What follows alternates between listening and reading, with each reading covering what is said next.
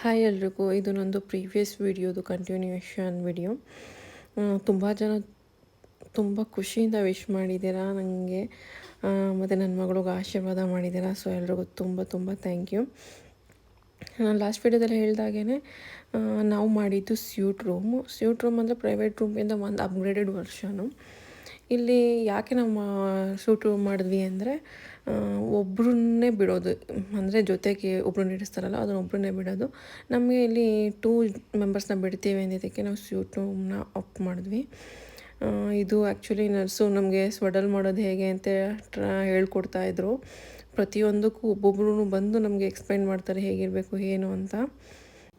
ಹಾಗೆ ನಾವು suit ರೂಮ್ನ of ಮಾಡಿದ್ವಲ್ಲ, ಅದರಲ್ಲಿ ಕೇಕ್ ಕಟ್ಟಿಂಗ್ ಕೂಡ ಇನ್ಕ್ಲೂಡ್ ಆಗೈತಂತೆ.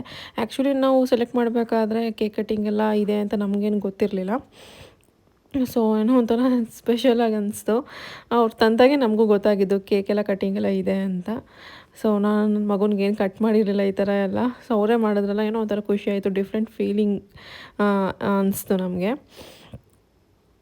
ಆ್ಯಕ್ಚುಲಿ ನನ್ನ ಸೂಟ್ ರೂಮಲ್ಲಿ ಊಟ ಕೂಡ, ಅಂದರೆ ಪೇಷಂಟ್ ಅಂದರೆ ಮದರ್ಗೆ ಮಾತ್ರ ಊಟ ಕೂಡ ಫ್ರೀ ಇರುತ್ತೆ. ಅವರು ಟೈಮ್ಗೆ ಸೂಪು, ಊಟ, ಕಾಫಿ ಎಲ್ಲ, ಹಾಲು ಎಲ್ಲ ತಂದು ಕೊಡ್ತಾಯಿರ್ತಾರೆ. ನಮ್ಗೆ ಗೊತ್ತಿರಲಿಲ್ಲ ಊಟ ಕೂಡ ಇನ್ಕ್ಲೂಡ್ ಆಗಿರುತ್ತೆ ಅಂತ. ಹಾಗೆ ಇನ್ನೊಂದು ಹಾಗೆ ಹೇಳಿದ್ರು, ಕೇಕ್ ಕಟ್ ಮಾಡಾದ್ಮೇಲೆ ನೀವು ಇವತ್ತು ಊಟ ತರಿಸ್ಬೇಡಿ, ನಿಮಗೆ ಕ್ಯಾಂಡಲ್ ಲೈಟ್ ಡಿನ್ನರ್ ಇರುತ್ತೆ ಅಂತ. ಆ್ಯಕ್ಚುಲಿ ನಾವು ಮನಸ್ಸಲ್ಲೂ ಅಂದ್ಕೊಂಡಿರಲಿಲ್ಲ ಕ್ಯಾಂಡಲ್ ಲೈಟ್ ಡಿನ್ನರ್ ಎಲ್ಲ ನಾವು ಈ ಥರ ಹಾಸ್ಪಿಟಲಲ್ಲಿ ಮಾಡ್ತೀವಿ ಅಂತ. ಯಾಕಂದರೆ ನಾವು ಮದುವೆ ಆದಾಗಿಂದ ಒಂದ್ಸಲಿನೂ ಕ್ಯಾಂಡಲ್ ಲೈಟ್ ಡಿನ್ನರ್ ಬಗ್ಗೆ ತಿಂಕು ಮಾಡಿಲ್ಲ. ನಾನು ಒಂದ್ಸಲ ಮಾಡಿದ್ದೆ ಅನಿಸುತ್ತೆ, ಬಟ್ ನೆನಪಿಲ್ಲ.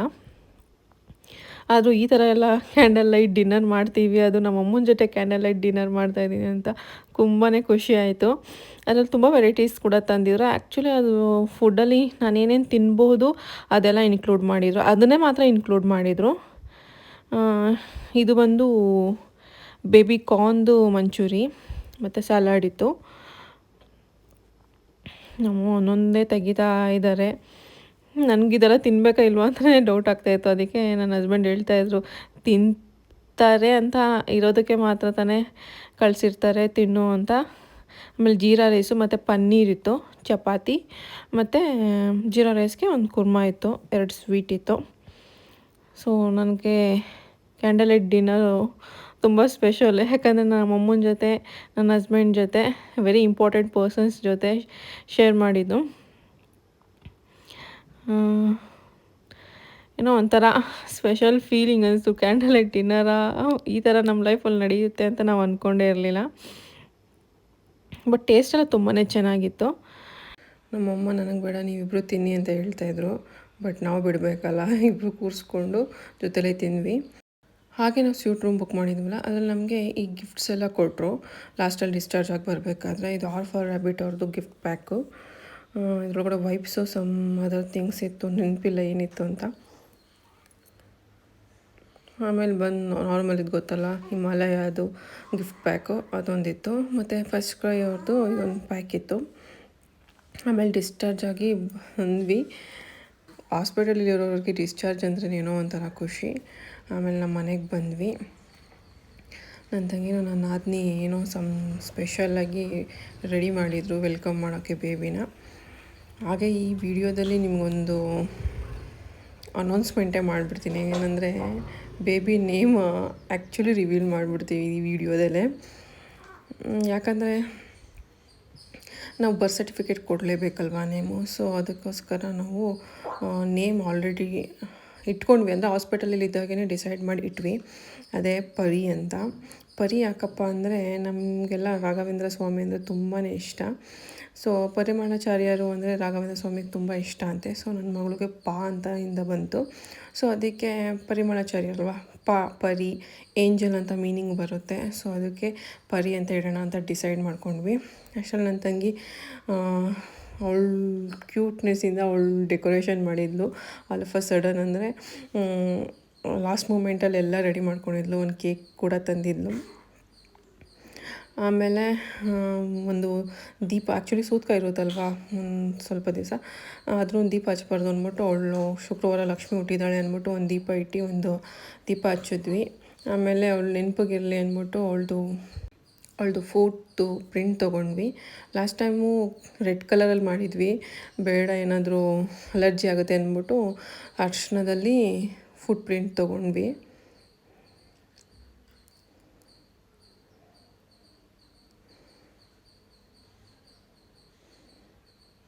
ಯೂಶ್ವಲಿ ಎಲ್ಲ ರೆಡ್ ಕಲರಲ್ಲಿ ಮಾಡ್ತಾರೆ, ನಾವು ಸ್ಪೆಷಲ್ ಯೆಲ್ಲೋ ಕಲರಲ್ಲಿ ಮಾಡಿದ್ದೀವಿ. ಅರ್ಶಿಣ ಇದು ಮನೇಲೇ ಮಾಡಿರೋದು, ಸೊ ಅದಕ್ಕೆ ಏನು ಅಲರ್ಜಿ ಆಗಲ್ಲ ಅಂದ್ಬಿಟ್ಟು ಅರ್ಶಿಣದಲ್ಲೇ ಮಾಡಿದ್ವಿ. ನಿಮಗೆಲ್ಲ ನಮ್ಮ ಮಗಳ ಹೆಸರು ಏನನ್ನಿಸ್ತು, ಚೆನ್ನಾಗಿದೆಯಾ, ಹೇಗಿದೆ ಅಂತ ಪ್ಲೀಸ್ ಕಮೆಂಟ್ ಮಾಡಿ ತಿಳಿಸಿ.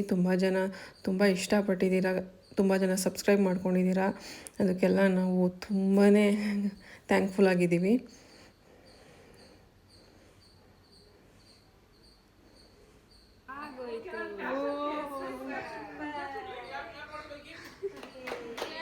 ಆ್ಯಕ್ಚುಲಿ ಇದು ನ್ಯೂ ಬಾರ್ನು ಬಟ್ಟೆ ತೊಗೊಂಡಿದ್ದು, ಅವಳಿಗಾದರೂ ಲೂಸ್ ಆಯಿತು.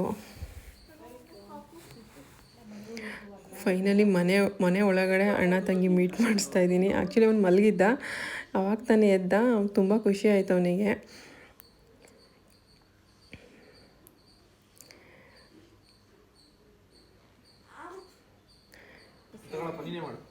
ಸಿಂಪಲ್ಲಾಗಿ ಒಂದು ಕೇಕ್ ಕಟ್ ಮಾಡಿ ಪರಿನ ವೆಲ್ಕಮ್ ಮಾಡ್ಕೊಂಡ್ವಿ. ಆ್ಯಕ್ಚುಲಿ ಪರಿ ಅಂತಲೇ ಇನ್ಮೇಲೆ ವಿಡಿಯೋದಲ್ಲಿ ಮೆನ್ಷನ್ ಮಾಡ್ತಾ ಹೋಗ್ತೀನಿ ನನ್ನ ಮಗಳ ಬಗ್ಗೆ ಮಾತಾಡ್ದಾಗೆಲ್ಲ.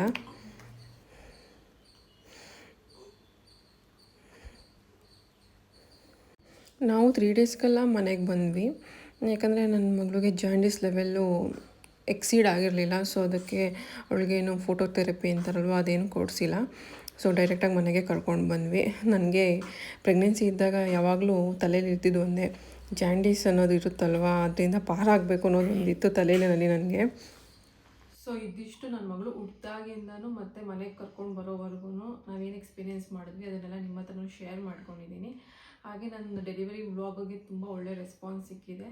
ತುಂಬಾ ಖುಷಿ ಆಯಿತು. ನನ್ನ ಮಗಳಿಗೂ ತುಂಬ ಜನ ಆಶೀರ್ವಾದ ಕೂಡ ಮಾಡಿದ್ದೀರಾ. ಹಾಗೆ ಅವಳ ಮೇಲೆ ನಿಮ್ಮ ಪ್ರೀತಿ ಹಾಗೇ ಇರಲಿ. ಮತ್ತು ಹಳೆ ವಿಡಿಯೋ ನೋಡ್ತಾ ನಾನು ಪ್ರೀವಿಯಸ್ ವೀಡಿಯೋಸ್ ಮಾಡಿದ್ನಲ್ಲ, ಅದನ್ನೆಲ್ಲ ನೋಡಿ ತುಂಬ ಜನ ಕ್ವಶನ್ಸು ಮತ್ತು ಮೆಸೇಜ್ ಕೂಡ ಮಾಡಿದ್ದೀರಾ.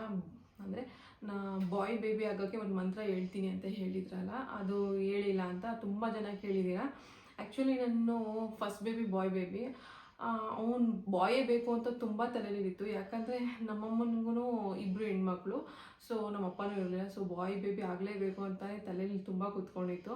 ಹಾಗೆ ನಾನು ಭಗವದ್ಗೀತೆನೂ ಓದಿದ್ದೆ ಫಸ್ಟ್ ಪ್ರೆಗ್ನೆನ್ಸಿನಲ್ಲಿ. ಆಮೇಲೆ ನಾನು ಓದ್ತಾ ನನಗೆ ಕೃಷ್ಣ ತುಂಬ ಇಷ್ಟ ಆಯಿತು. ಸೊ ಅದಕ್ಕೋಸ್ಕರನೇ ಯಾವುದಾದ್ರೂ ಗೂಗಲಲ್ಲಿ ಅಥವಾ ಯೂಟ್ಯೂಬಲ್ಲಿ ಯಾವುದಾದ್ರೂ ಮಂತ್ರ ಇದೆಯಾ ಅಂತ, ಅಂದರೆ ಮಂತ್ರ ಎಲ್ಲ ನಂಬಕ್ಕೆ ಶುರು ಮಾಡಿದೆ ಭಗವದ್ಗೀತೆ ಓದಾದ್ಮೇಲೆ. ಸೊ ಯಾವುದಾದ್ರೂ ಮಂತ್ರ ಇದೆಯಾ ಅಂತ ಚೆಕ್ ಮಾಡಿದಾಗ ಯೂಟ್ಯೂಬಲ್ಲಿ ಸುಮಾರು ಮಂತ್ರಗಳು ಬಂತು.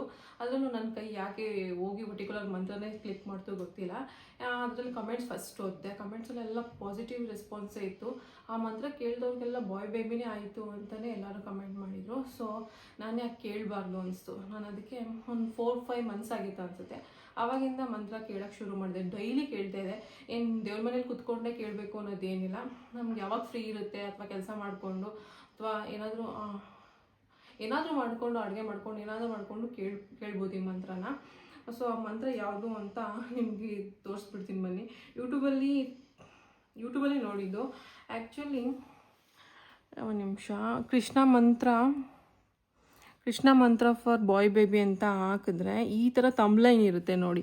ಈ ಥರ ತಮ್ಲೈನ್ ಇದ್ದಿದ್ದ ವಿಡಿಯೋನೇ ನಾನು ಕೇಳಿದ ಮಂತ್ರ.